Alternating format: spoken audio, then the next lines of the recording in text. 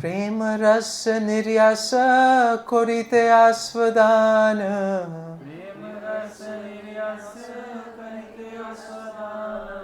Raga marga bhakti loke korite pracharan.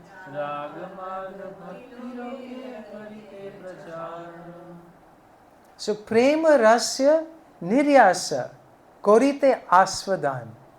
So the Lord wanted to taste the sweet essence of the mellows of love of God. So he comes here with all his associates, all his intimate associates, for what? To taste the mellows of devotional service. And the second reason is Raga Marga Bhakti Loke Korite Pracharan. And he wanted to propagate devotional service in the world on the platform of spontaneous attraction. And why is that? So that we understand him better. Okay. So why has he come to give Raga Bhakti? Because no one else can give this. Okay.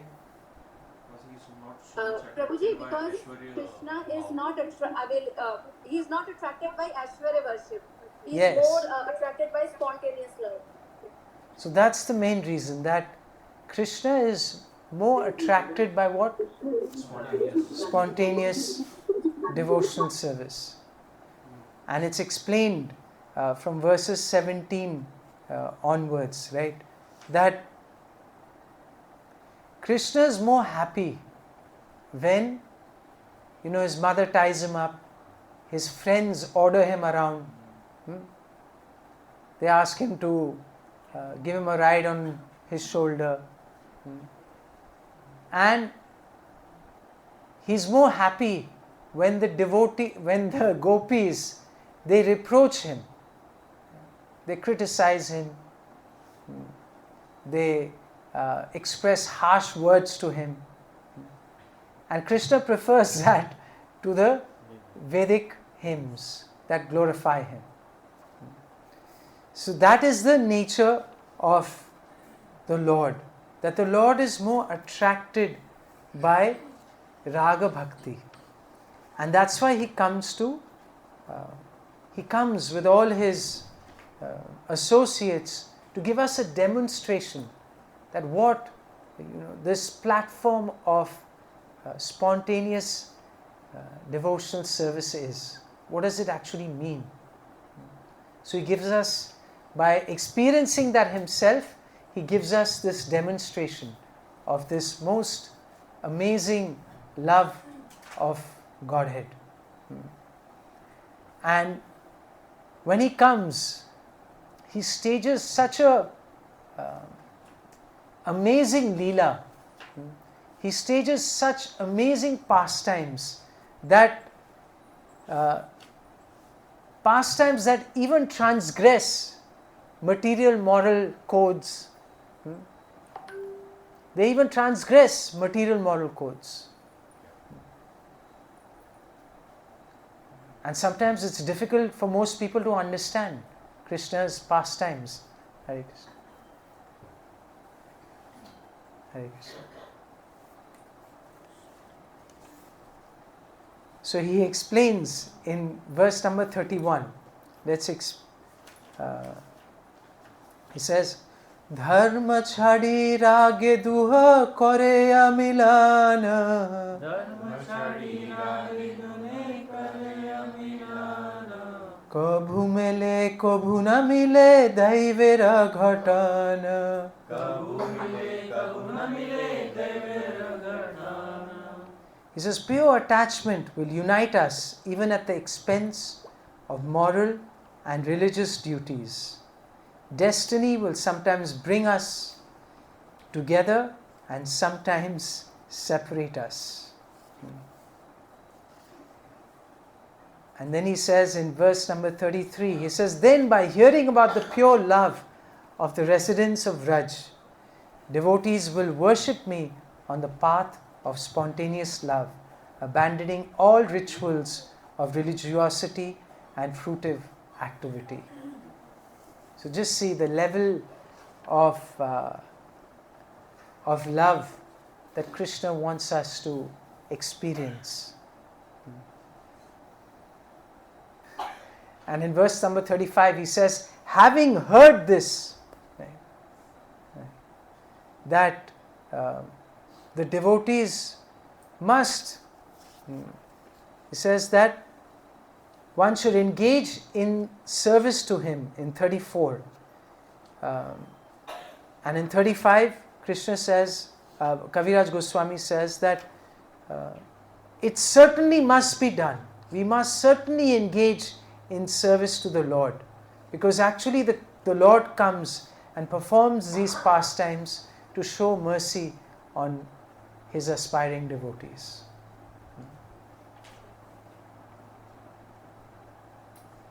And then Kaviraj Goswami explains that just as establishment of dharma is secondary for Krishna, similarly for Lord Caitanya, the propagation of the Harinam Sankirtan is also incidental. That means it is secondary. And what is the primary reason? This is explained in verse number 36 and 37.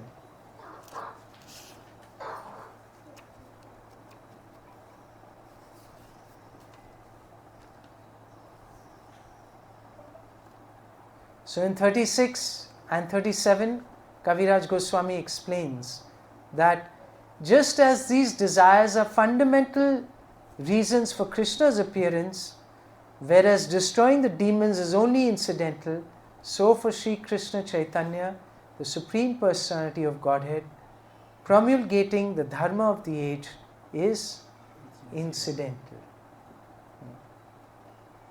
But it just so happens, it's coincidental, that when the Lord comes to satisfy his internal desires, then it is the time for propagating also the religion of this age. So thus with the two intentions in verse number 39. So let's recite this verse. Dui hetu avatari loya bhakta gana, apane aswade prema nama sankirtana.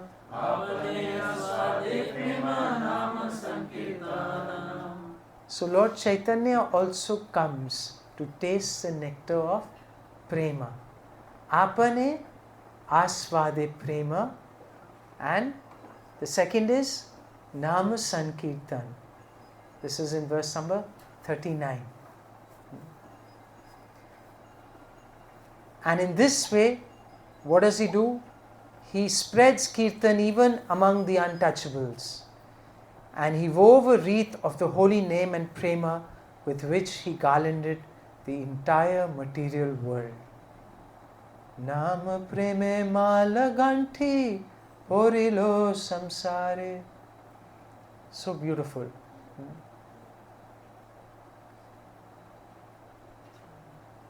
So in this way, he assumed the sentiment of a devotee and he preached devotional service while practicing it. So then after this, Kaviraj Goswami, he shares something really interesting. He says that amongst the many sentiments of a devotee, which is the topmost sentiment? Which is the topmost sentiment? Devotional service. Conjugal love. Yes, conjugal love. So amongst the many sentiments of devotional service, the topmost is conjugal love.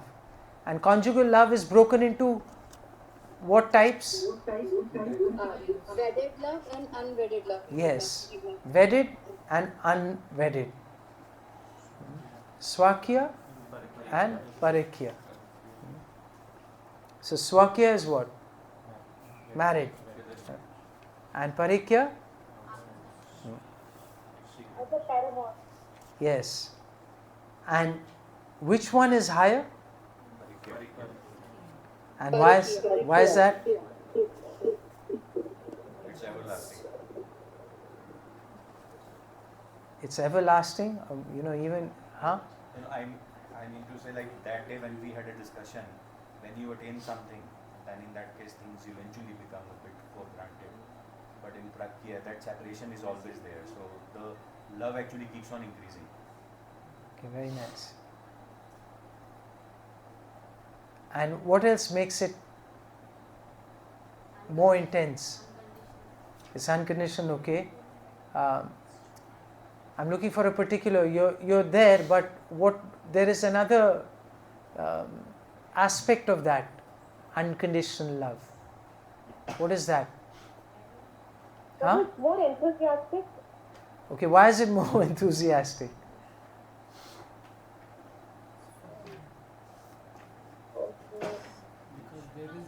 Because there is separation in that. Okay, but what does that separation make you, what does it lead to? Intense love. Okay, intense. Which one is more risky?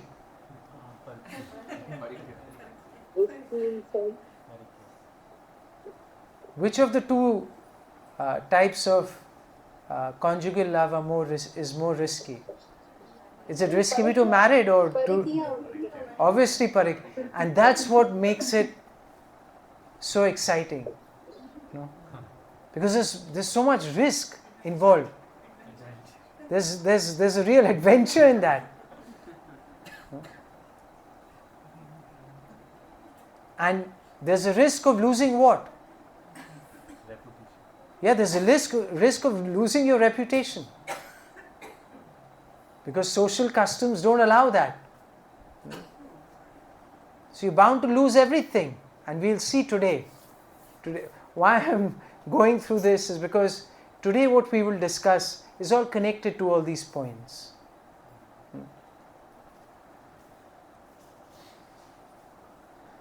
And the gopis, what do? They are the personification of this love, right? Parikya. And this love finds the perfection in whom? Yes. And this is explained in text number 48. Let's recite this verse. Vrajavadhur gane re bhava niravadhi tar moddhe Shri Radhaya bhavera avadhi.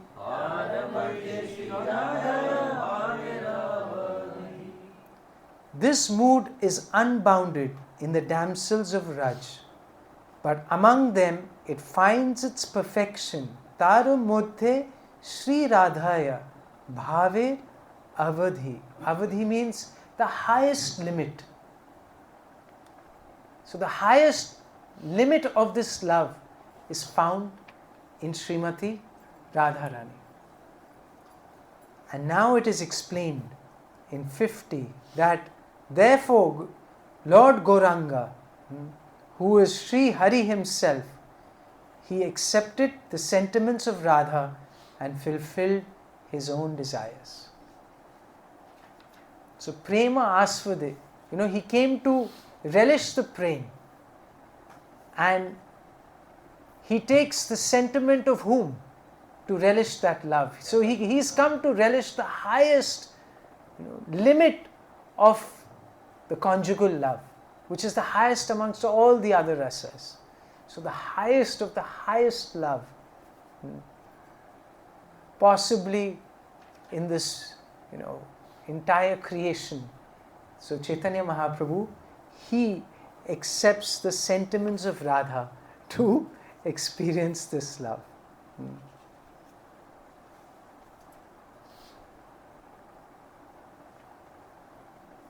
So in verse number 53, it's explained to accept ecstatic love is the main reason he appeared and he re-established a religious system for this age.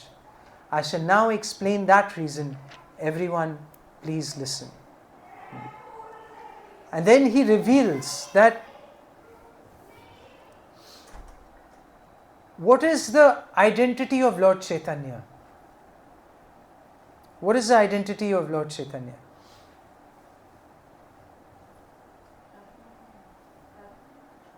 Huh? Radha and Krishna in one. Yes, they are Radha and Krishna in one. Right? So how they in one? How they Radha and Krishna in one?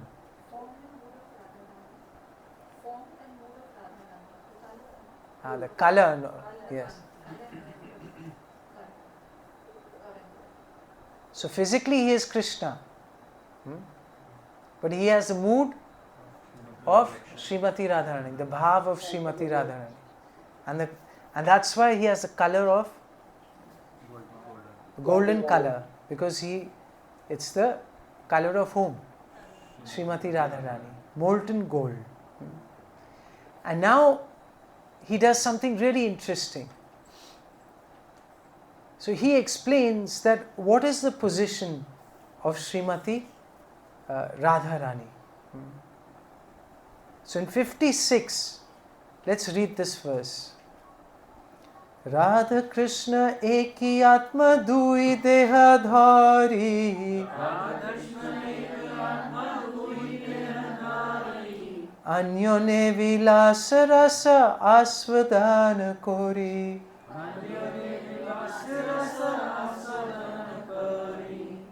Radha and Krishna are one and the same, but they have assumed two bodies. Thus they enjoyed each other, tasting the mellows of God. And now to enjoy ras, they have appeared in one body as Chaitanya Mahaprabhu.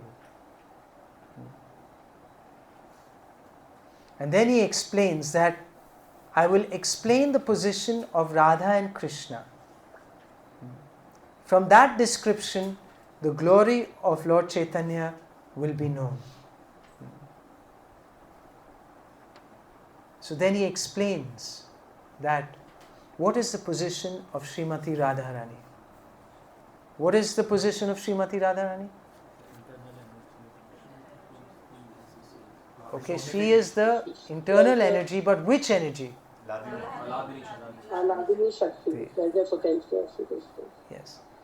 So internal energy has how many components? Three. So first is what? Sandhini. Yes. So one is the potency of eternality. The other is the potency of knowledge, samvit.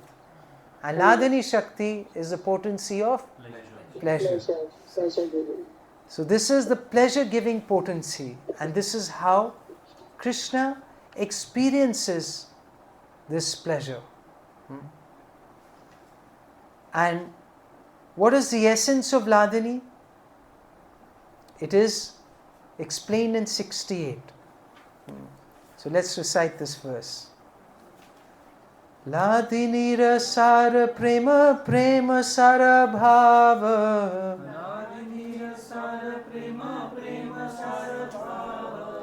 bhavera parama kashta nama mahabhava.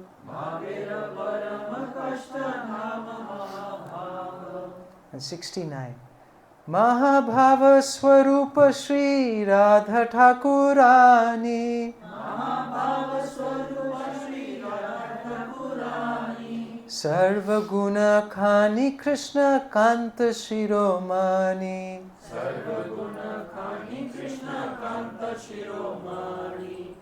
So the essence of Ladini potency is love of God, and the essence of love of God is bhav, and the ultimate development of emotion is mahabhav, which is extreme separation, love in extreme separation from Krishna.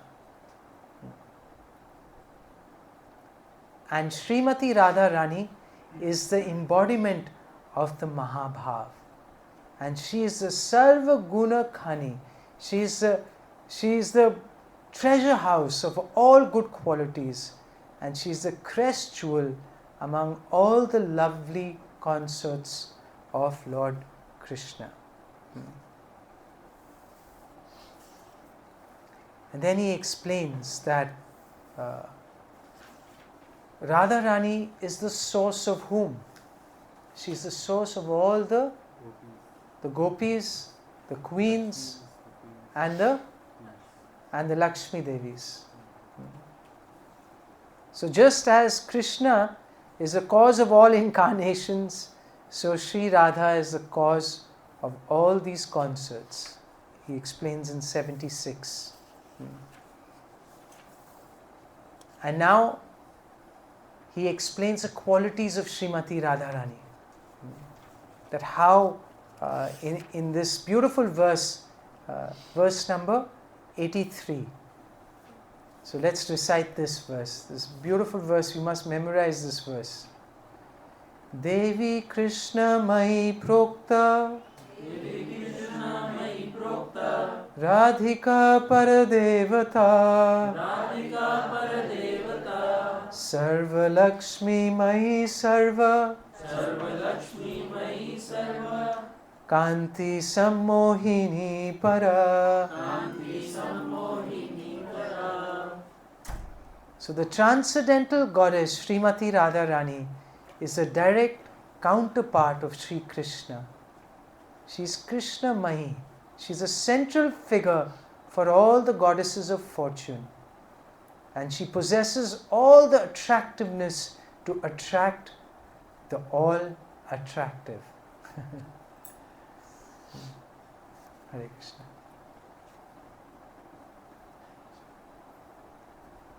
She is the primeval internal potency of the Lord.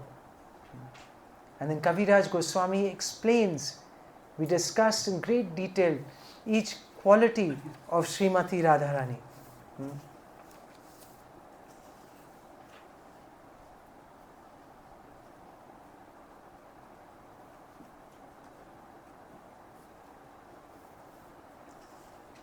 So after explaining all these qualities of Srimati Radharani,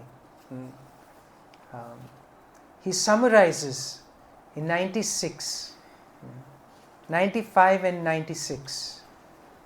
Let's recite these verses. Jagat Mohan Krishna Tanhara Mohini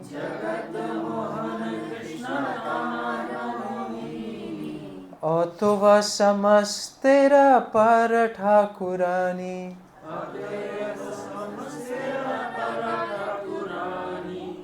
So Lord Krishna enchants the world, Jagat Mohana Krishna, but Tahanra Mohini.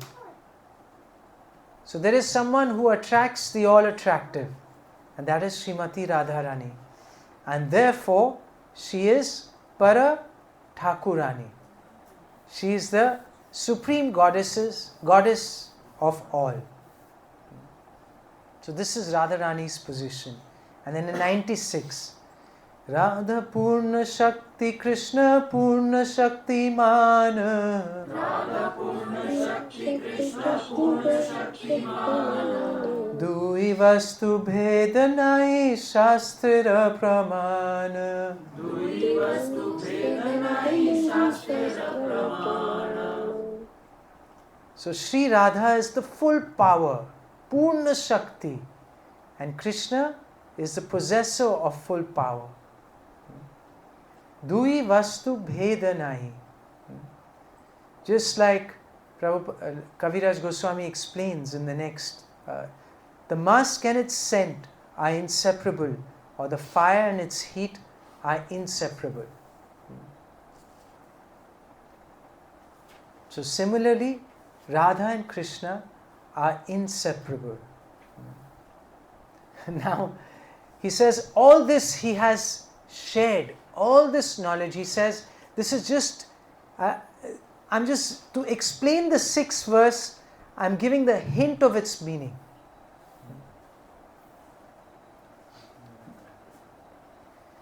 So then in 102, then he starts, right, that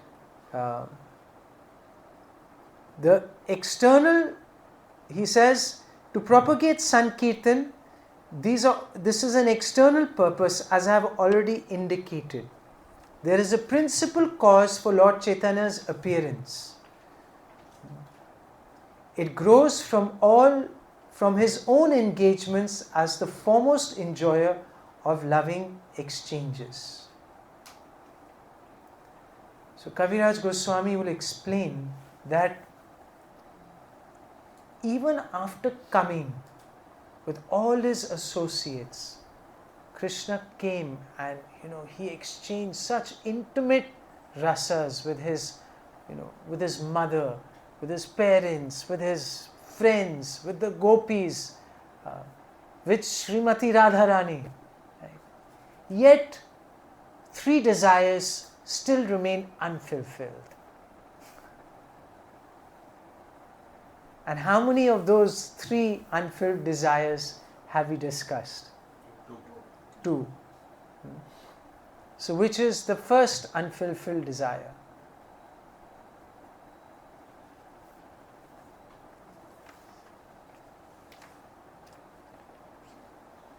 To experience the greatness of Radharani's love.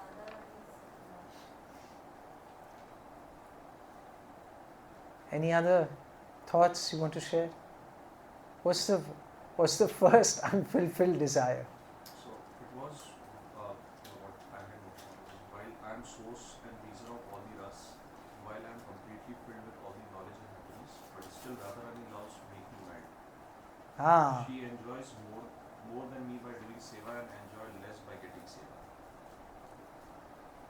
So he says that he is totally maddened by the love, the greatness of love of Srimati Radharani. So what does he want to do? So his desire becomes to what? Like his desire becomes to become the servitor. He is the one who's served. He is the subject of everyone's love. He is the Vishoy. He wants to switch roles and he wants to become the Ashraya. So this is his first unfulfilled desire. What's his second unfulfilled desire? Hare Krishna, Prabhuji. Yes. May I say? Yes. Prabhuji, it says to understand the sweetness of himself. What Srimati Radharani, relishes it from her perspective. Yes, very nice. And how does she relish it? It means, what is the uniqueness of her relishing Krishna's sweetness? By serving him unflinchingly with any unmotivated desire. Yes. But there is another quality of the way she relishes. What happens when she relishes Krishna's sweetness? She becomes more happy than Krishna. Okay. What happens when she relishes Krishna's sweetness? Yes. What happens to Krishna? Krishna takes pleasure in that, but at the same time he also feels that more than me, Srimati Radharani is experiencing the pleasure. She's more, she's experiencing that same pleasure more than me. So he also wants to. You're close. So something more. What happens to Krishna when Radharani is relishing his sweetness? His beauty increases. His sweetness increases. Krishna's love for Srimati Radharani. No, Krishna's sweetness increases. Krishna's sweetness increases. Okay. When Krishna's sweetness increases, what happens to Srimati Radharani?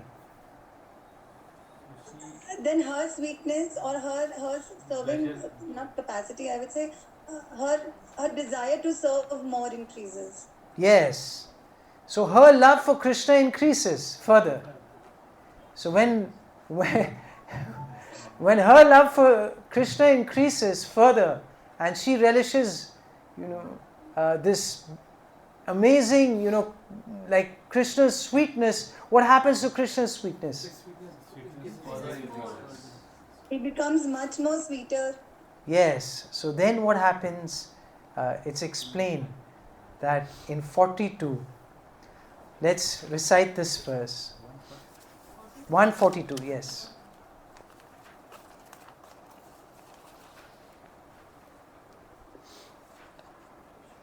मन माधुर्य राधार प्रेमा दोन है हुडा कोरी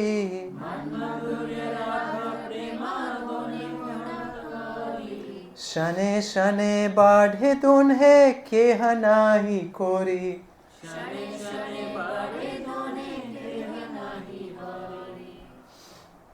There is constant competition between my sweetness and the mirror of Radha's love. So Krishna's sweetness keeps increasing and Radha's love keeps increasing. And this is an eternal competition that is it going on now? Yes. Huh? Yes. How many of you think it's going on? Huh? Yes, Prabhuji, it's going on now and it's going on go forever. Yes. It keep happening. So they both go on increasing, but neither knows defeat.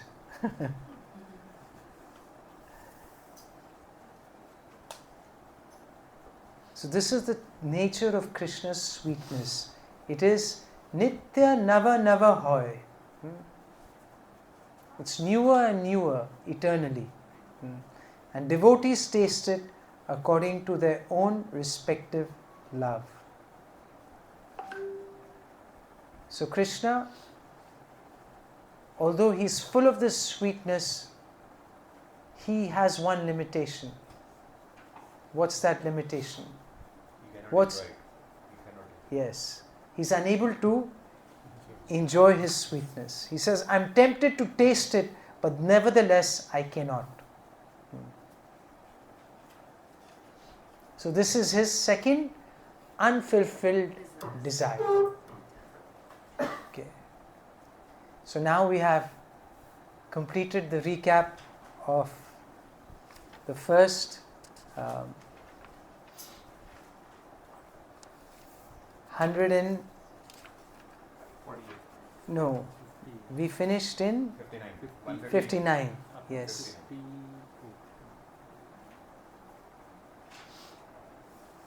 Okay. So last time we read till verse number 159. So this is a description of his second desire. Now please listen as I describe the third. So now we will begin this session.